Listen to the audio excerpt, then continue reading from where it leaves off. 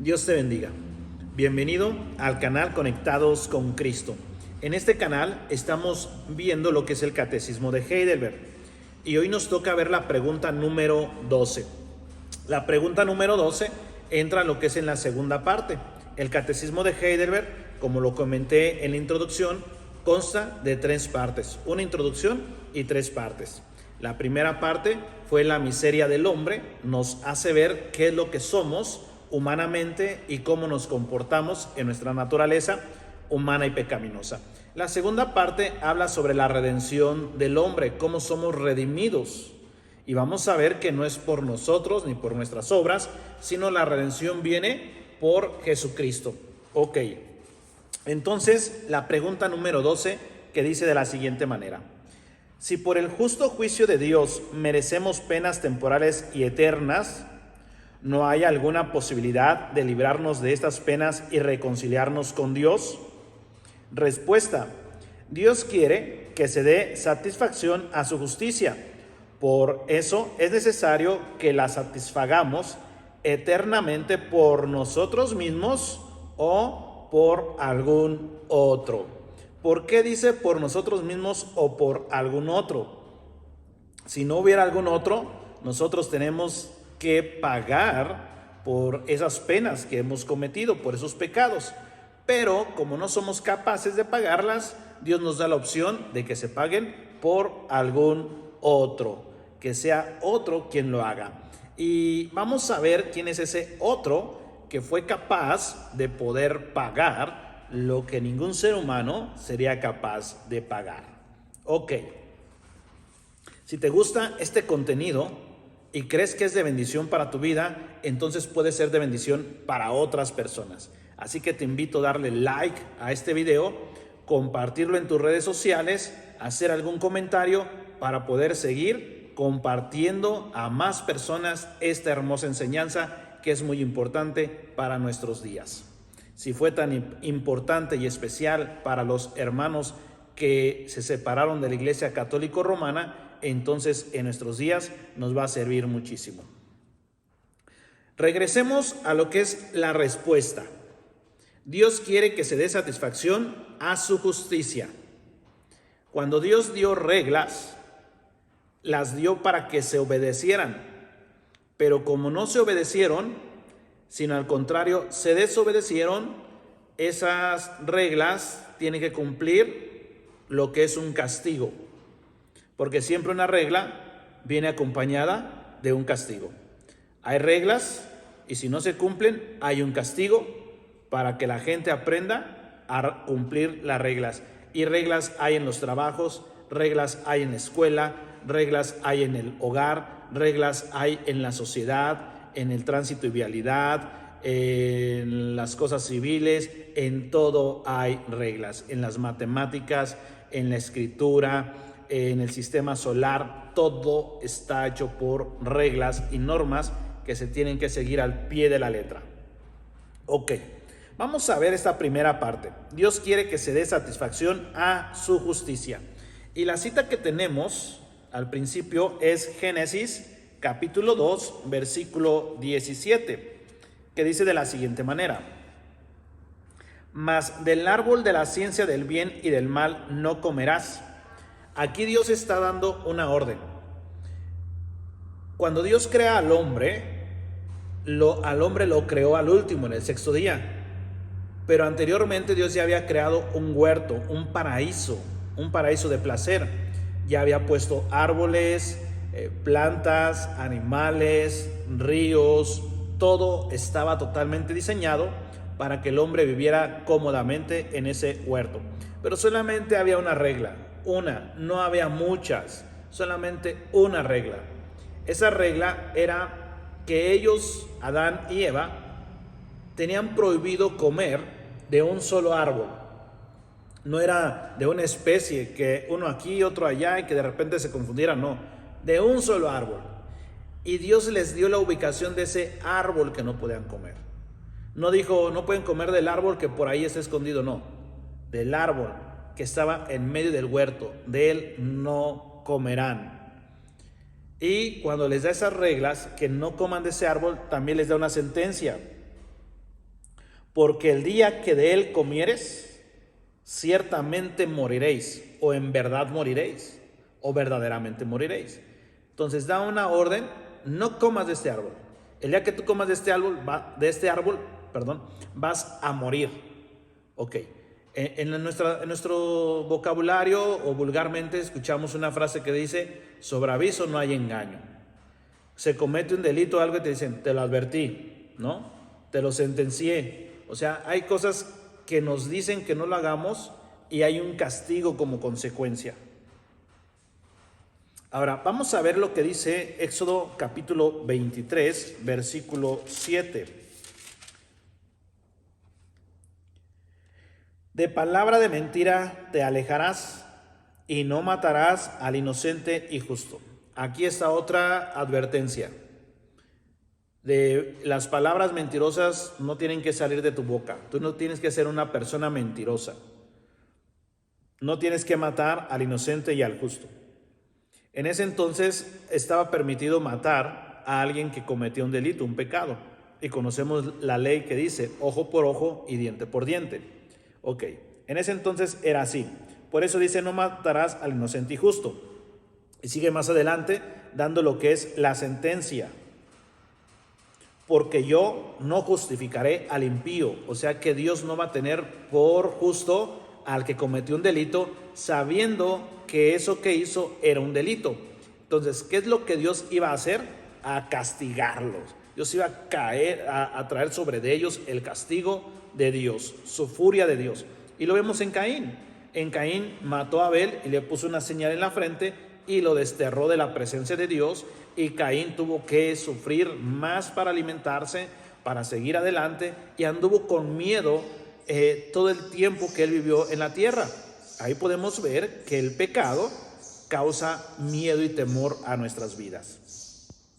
Ahora veamos lo que dice Ezequiel capítulo 18 versículo 4.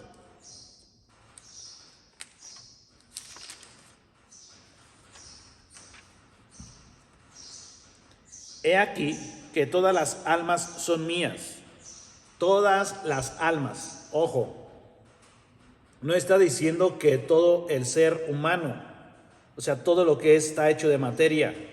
No, está hablando de las almas. Y cuando se refiere a almas es desde Adán, que fue el primer alma viviente, el Nefesh, hasta el último hombre que nazca en la tierra. Todas esas almas le pertenecen a Dios. El cuerpo es materia, dice la palabra de Dios: polvo eres y al polvo volverás, que el cuerpo será regresado donde fue tomado. Sin embargo, el alma le pertenece a Dios, porque Él es el que dio el aliento de vida en el ser humano. Y Él está diciendo en tiempos de Ezequiel: todas las almas son mías, a mí me pertenecen, todas. ¿Y por qué lo dice? Y luego dice: así el alma del Hijo es mía como el alma del Padre, tanto el Padre como el Hijo, dando a entender que el Padre no es el dueño del Hijo, sino que Dios es el dueño de todo el ser humano, hablando en el alma, no en cuerpo, sino en el alma. Y luego dice: el alma que pecare, esa morirá. Clínicamente sabemos que estamos vivos cuando tenemos un cuerpo y nos movemos. Estamos vivos, somos seres vivientes.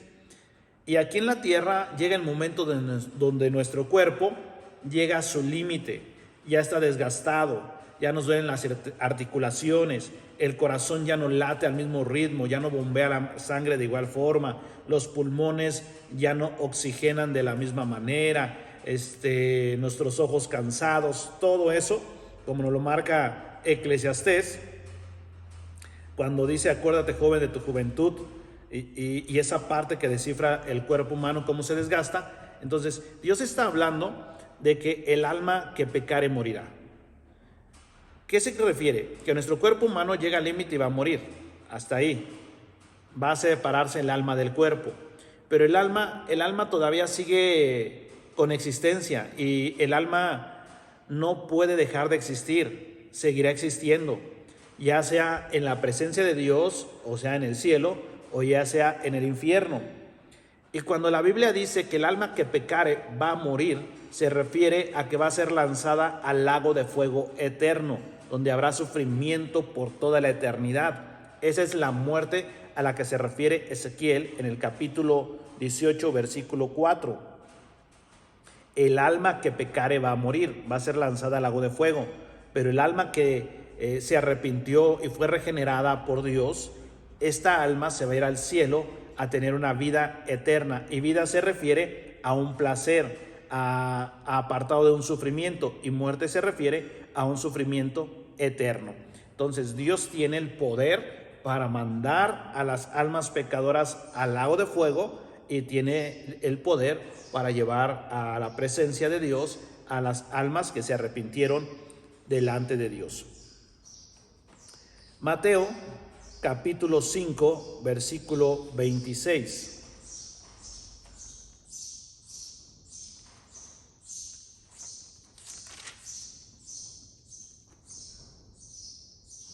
De cierto te digo que no saldrás de allí hasta que pagues el último cuadrante. Aquí Dios nos está, Dios a través de Jesucristo y el escritor Mateo nos está dando lo que es una parábola sobre Jesús y la ira. Y él está dando a entender que si en la tierra hay justicia, que esa justicia se aplica conforme a las leyes de cada país. Si alguien comete un delito, hay una sentencia al ser juzgados, y esa sentencia se cumple como fue dictada. Alguien comete un robo, por robo hay bajo fianza, o tiene que estar cierto tiempo en la cárcel hasta que se cumpla la sentencia.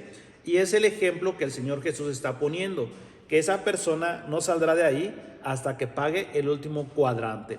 Cuadrante era un precio o un valor de una moneda que se daba en el tiempo de nuestro Señor Jesucristo. ¿Y qué nos quiere dar a entender? Nos quiere dar a entender que así como en la humanidad hay justicia y que se aplica la justicia, también Dios aplica una justicia y va a aplicar esa justicia y se va a pagar los delitos que hayamos cometido en contra de Dios. Segunda a los Tesalonicenses 1:6. Vamos a ver lo que el apóstol Pablo nos habla en esta carta a los hermanos de Tesalónica. Porque es justo delante de Dios pagar con tribulación a los que os atribulan. Dios a través de su Espíritu Santo inspira al apóstol Pablo a escribirle a los tesalonicenses, y que lo justo es que todos aquellos que causan tribulación a los cristianos, que los persiguen, que los critican, que los humillan, que los excluyen, que los discriminan, y que esta gente que hace todo esto no se arrepiente, esta gente también va a sufrir todo ese mal que hizo al cristianismo en algún momento. Pero Dios es el que se va a encargar de hacer que esta gente pague por esos delitos cometidos a su pueblo y a su iglesia. Lucas 16, versículo 2. Entonces le llamó y le dijo: ¿qué es esto que oigo acerca de ti? Da cuenta de tu mayordomía, porque ya no podrás más ser mayordomo. El Señor está dando una parábola de un mayordomo infiel, de un mayordomo que no hizo bien su trabajo, y que la persona que tenía este mayordomo trabajando se dio cuenta de todo lo malo que hacía, lo llama, platica con él y le dice: oye, todo lo que tú haces está incorrecto y esto me está afectando a mí. Así es que vamos a hacer cuentas, entrégame lo que se te dio a administrar y bye, quedas despedido. Ya no hay trabajo para ti. Y Dios, siendo Dios, también va a hacer lo mismo con la gente que no sabe llevar su vida delante de Dios correcta. Dios nos dio un alma, Dios nos dio un cuerpo, nos hizo seres pensantes, racionales, para poder llevar a cabo nuestra vida correctamente. Sin embargo, el pecado vino a corrompernos, pero también Dios ha estado al pendiente de su creación y nos ha mostrado un mejor camino. Toda esa gente que rechaza el cristianismo, que rechaza a Jesucristo, son esos mayordomos infieles, de los cuales Dios les va a pedir su mayordomía y van a ser lanzados al lago de fuego. Y la última parte de la respuesta dice: por eso es necesario que la satisfagamos eternamente, ya sea por nosotros mismos o por algún otro. Tenemos que pagar la deuda, tenemos que pagar a nuestros pecados, nuestros delitos, y la tenemos que pagar por una eternidad. Pero está la opción, por nosotros mismos o por algún otro. Y vamos a ver qué es lo que nos dice Romanos, capítulo 8, versículo 4.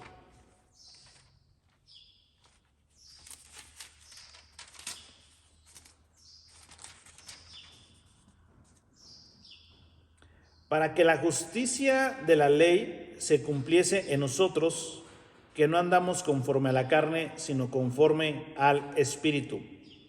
Que la justicia de la ley, de los 10 mandamientos, se tenía que cumplir. Pero voy a leer desde el versículo 1. Ahora pues, ninguna condenación hay para los que están en Cristo Jesús, los que no andan conforme a la carne, o sea, conforme a sus deseos pecaminosos humanos, sino conforme al Espíritu. Porque la ley del Espíritu de vida en Cristo Jesús me ha librado de la ley del pecado y de la muerte.